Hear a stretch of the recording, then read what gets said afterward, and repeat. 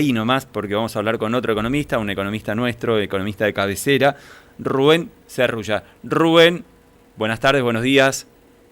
¿Qué tal, Roberto? Buenos días a toda la radio, a toda la audiencia. Yo ya me anticipé, hay mucha gente que ya almorzó capaz, pero medio tempranero sería el almuerzo, ¿no? Sí, estamos arrancando con los mates, digamos. Claro, sí, no. O capaz la segunda ronda de mates. Claro, para hacer sábado medio temprano, para estar almorzando.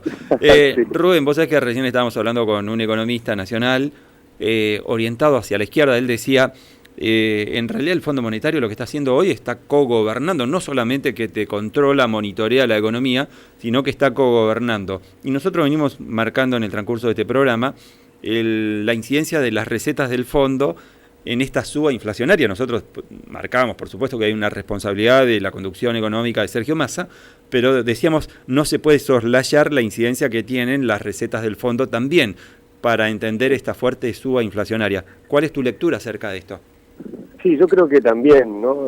Hoy tenemos al Fondo Monetario Internacional presionando, y si bien uno puede observar que tal vez nos da un poco de aire en cuanto a algunas metas, por ejemplo, el tema de las reservas, que la Argentina no cumplió con la meta de reservas y, bueno, después fue a hablar al Fondo Monetario Internacional y el Fondo Monetario Internacional le autorizó que se modifique esa meta, que tiene que ver con el tema de los dólares.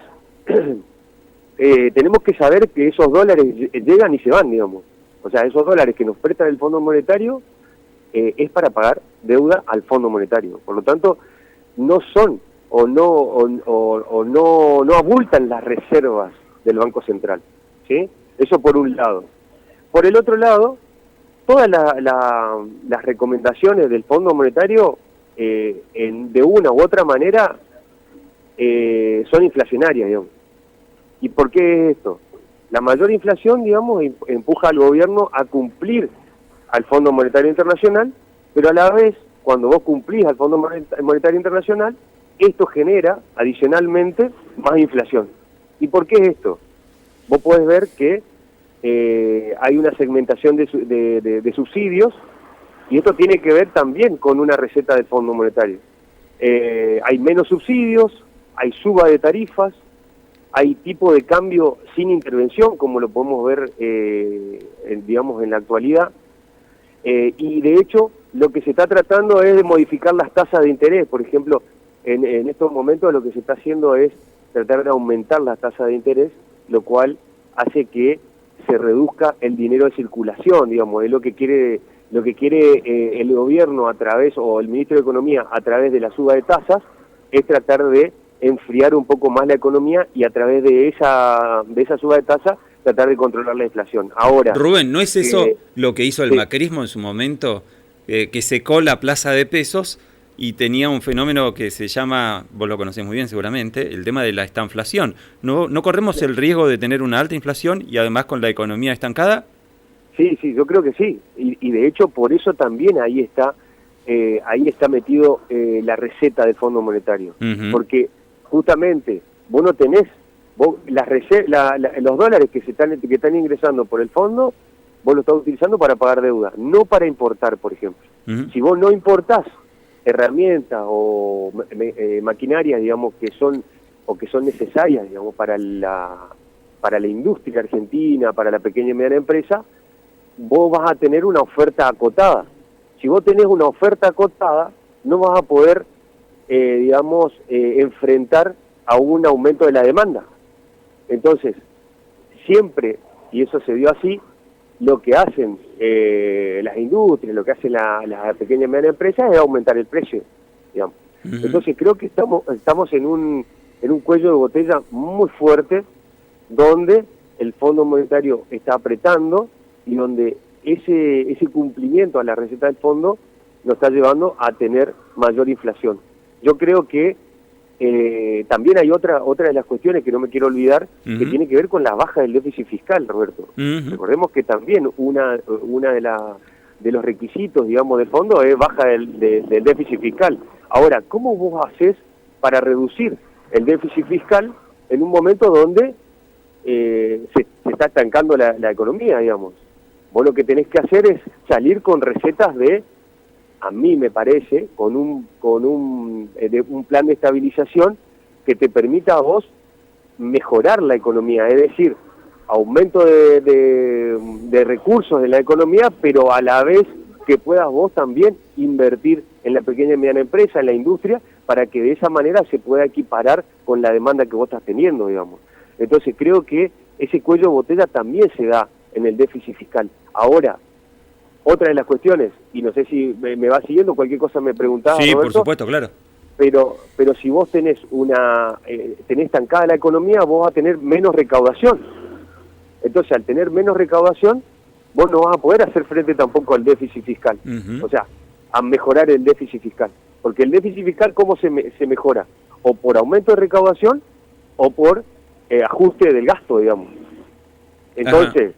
Y entonces, ¿qué hacemos ante eso? Porque la presión del fondo va para el camino contrario de lo que debería hacerse según tu mirada.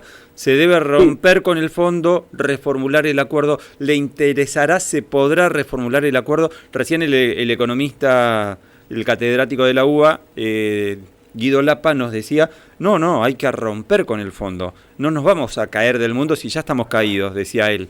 Vos, en cambio, ¿cuál es tu postura acerca de esto, Rubén? Sí, yo coincido, Roberto, creo que yo ya lo vengo planteando hace mucho tiempo. Es verdad. Nosotros tenemos que, hoy digamos, la situación económica, no solamente de Argentina, sino mundial, amerita a que nosotros reformulemos ese acuerdo con el Fondo Monetario. Creo que hay posibilidades, creo que debemos empujar mucho más, mucho más fuerte. Creo que es necesario y creo que la cuestión económica y social de la Argentina amerita que nosotros reformulemos ese acuerdo con el fondo. No solamente la meta de reservas, nosotros tenemos que negociar un paquete que nos permita a nosotros salir de esta crisis económica que estamos teniendo. Hoy lo que se está queriendo hacer es tratar de utilizar un ancla, porque generalmente vos para tratar de manejar la inflación necesitas ancla. ¿Qué significa? O sea, limitar o establecer una variable que vos puedas manejarla. Hoy lo que se está tratando de manejar es el tipo de cambio, digamos. Que lo que se está tratando es de evitar que se devalúe, porque si vos devaluás, eso va a profundizar el proceso inflacionario. Entonces lo que se está tratando de hacer es utilizar al tipo de cambio como ancla. Ahora, bueno, pero sí, fíjate qué curiosidad, Rubén, porque hoy lo escuchábamos en un audio a Emanuel Álvarez Agis, que contaba que una de las recomendaciones del fondo ante la sequía que hay en nuestro país, que causa una pérdida de 20.000 millones de dólares, es justamente la devaluación. Propone devaluar el fondo, lo que va a terminar generando más inflación también, ¿no? Sí, así es. No solamente inflación, sino que ya sabemos, hemos visto durante el gobierno de Mauricio Macri que un proceso devaluatorio lo que ha hecho es profundizar el proceso inflacionario, pero también apalancar el desempleo, apalancar la pobreza. Entonces, creo que hoy no está dado el marco para devaluar la moneda. El fondo pide eso porque justamente es una de las formas de ajustar el gasto público, tratar de obtener mayores recursos para poder pagarle al fondo. Entonces creo que hoy no está dada la situación para poder devaluar. ¿Qué es lo que hay que hacer? Y lo repito, tenemos que volver a hablar con el fondo y decir que no vamos a cumplir con el acuerdo. Creo que hay que reformular el acuerdo con el fondo y para eso también creo que, ¿por qué no, hablar con los hermanos latinoamericanos para también, empujar todo junto a través de esta unidad, ¿no? ¿Por qué no el UNASUR? Yo lo hablaba en su momento del UNASUR, espacios donde te permita vos tener un mayor poder latinoamericano y de esa manera también plantear al fondo que no se puede pagar en estas condiciones, ¿no? Rubén, mencionaste, y para terminar quería preguntarte acerca de esto, acerca de la necesidad de un plan de estabilización. Sí. Hay algunos economistas que sostienen que un plan de estabilización fue, por ejemplo, lo que se hizo en el Plan Austral. Sí. Es una decisión fuerte, o sea, ¿ves las condiciones necesarias como para implementar un plan de estabilización parecido a lo que fue en su momento el Plan Austral, actualmente en el proceso político electoral que lleva adelante nuestro país? Mirá, yo creo que lo estás planteando bien, digamos. Hoy tenemos un año electoral donde vos necesitas medidas que te resuelvan el problema a corto plazo, ni siquiera mediano. Yo lo decía el año pasado, capaz por ahí trabajamos en un programa de mediano y largo plazo, porque las medidas que se tomaban eran cortoplacistas, digamos. Claro. Y fíjate que hoy tenemos este resultado, hoy tenemos una inflación del 6,6%, tenemos una acumulada que llega a las 3 cifras, digamos. Entonces vos necesitas medidas de corto plazo. Claro, de alto impacto, ¿no? Exactamente. Creo que hoy necesitamos medidas de shock. Es así, digamos. Claro. Hoy necesitamos mejorar el poder adquisitivo, pero a la vez, como decía hoy, necesitamos fortalecer, digamos, la oferta. Ajá, ¿sí? Rubén, ¿y por qué no lo hizo el gobierno? Porque vos ya esto lo venís planteando del año pasado, sí. Lo planteaba incluso también, contábamos, el gobernador Jorge Capitanich, que hablaba de políticas de shock. ¿Y por qué el gobierno tardó tanto? Y da la sensación de que no va a tomar esta decisión, pero ¿por qué no lo hizo, por ejemplo, el año pasado o incluso el antepasado, donde tenía más plafón en cuanto a las circunstancias políticas? Mira, yo creo que si vos analizás lo que establece o lo que es un plan de estabilización, lo primero que te dice un plan de estabilización es que vos tenés que tener una buena comunicación. Creo que eso es clave. Y creo que el gobierno hizo agua en el tema de comunicación. ¿Y qué es lo que hizo? Anunció medidas que después no pudo sostenerlas. Ese es el problema. Y al no poder sostenerla, la incertidumbre va creciendo, y la incertidumbre, ¿qué es lo que hace? Llama a la especulación. Entonces, tenemos un proceso especulativo muy fuerte, donde cualquier tipo de medida que se está tomando o que se lleva adelante es producto es utilizado por especuladores para incrementar los precios, para no cumplir con los programas que establece el gobierno. Entonces creo que eso es algo esencial. Lo primero que tenés que darle es certidumbre, ¿sí? Certidumbre. Entonces, en un plan de estabilización es eso. Y después sí, si vos querés utilizar cualquier tipo de variable como ancla, como yo te decía, el tipo de cambio, el tipo de cambio real, cualquier tipo de ancla, lo utilizás, pero lo primero que tenés que hacer es trabajar bien en la comunicación, porque la comunicación es lo que te va a permitir a vos reducir la incertidumbre, tener más certidumbre, no solamente de corto plazo, sino también de mediano plazo. Te va a dar un respiro y eso te va a permitir a vos, no solamente a vos, sino también a la oferta, a los empresarios, los pequeños y medianos empresarios, a la industria, a los consumidores, a todos los sectores, tener previsibilidad, que es lo que necesitamos. Entonces, eso es lo que no hubo, y creo que por eso tampoco ninguno de los programas de corto plazo que se llevaron adelante funcionó, Roberto. Creo que hoy realmente en un año electoral necesitamos política de shock.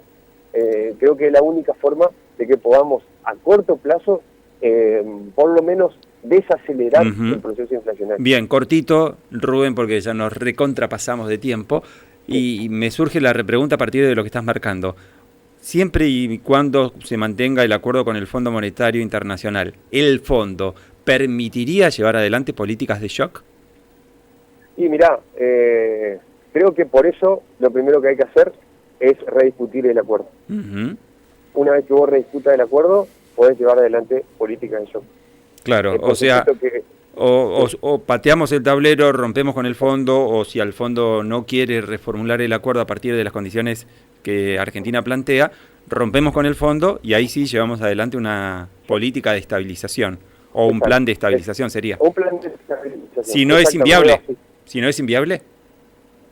No es inviable. Para mí no es inviable. No, me refiero, es inviable que el fondo vaya a aceptar o vaya a tener una mirada acorde a este plan de estabilización, me refiero.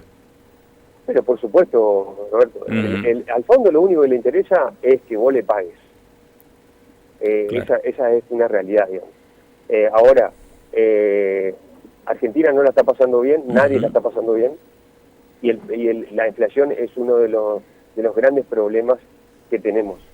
Ese proceso inflacionario que viene apalancado por la incertidumbre. Entonces lo que vos necesitas sí o sí es romper, es patear el tablero. Hoy necesitamos patear el tablero y llevar adelante un plan de estabilización. Un plan de estabilización serio, Roberto. Claro, sí, seguro. Con una comunicación que sea, como te decía, con una comunicación buena de parte del gobierno, pero a la vez después que vos puedas manejar con las diferentes variables como ancla, ¿no?